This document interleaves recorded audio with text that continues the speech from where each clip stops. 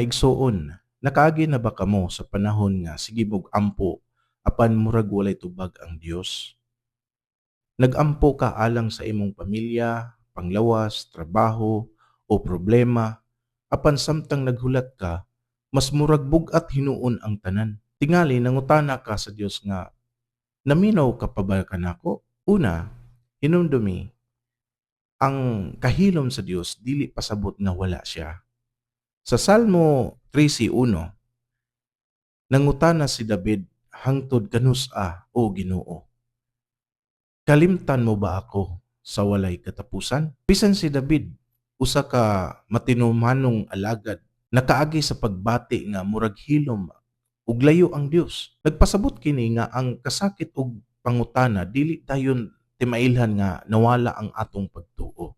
Ikaduha, ang paghulat mahimong panahon sa paglig-on sa atong pagtuo. Kung dili nato makita ang tubag, sayon ang pagsalig. Apan kung magpadayon kita sa pagtuo bisan wala pa ang tubag, mas mutubo ang atong pagsalig sa Dios. Ang Isaias 40:31 nagaingon nga kadtong nagahulat sa Ginoo, mabag-o ang ilang kusog. Ang paghulat dili walay nahitabo samtang naghulat kita. Nahimo nga giandam sa Dios ang atong kasing-kasing para sunod nga lakang. Ikatulo, ang tubag sa Dios mahimong oo, dili o paghulat. Usahay ang atong gipangayo dili para sa atong kaayuhan. Usahay maayo kini apan dili husto ang panahon.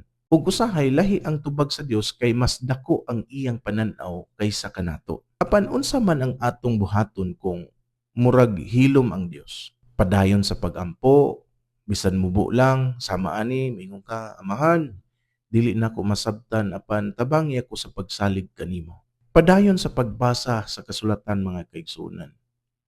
Ang atong pagbati mausab-usab apan ang mga saad sa Dios magpabilin. Ayo pag-inusara, pakigistorya sa pamilya, higala, kaigsuonan sa pagtuo o professional nga makatabang. Ang Dios makagamit og mga tawo aron kita lig-unon. Mga igsuon, bisan murag hilom ang imong palibot karon, wala ka kalimti sa Dios. Tingali wala pa nimo makita ang tubag, apan naglihok siya sa likod sa imong kahimtang karon.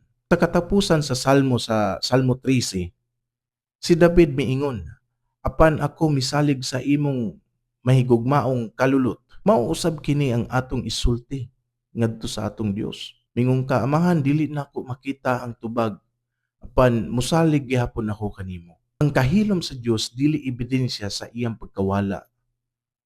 Padayon sa pagtuo, pagampo, ug pangayo ug tabang, aduna pay paglao mga kaigsunan diha sa Ginoo. Maayong adlaw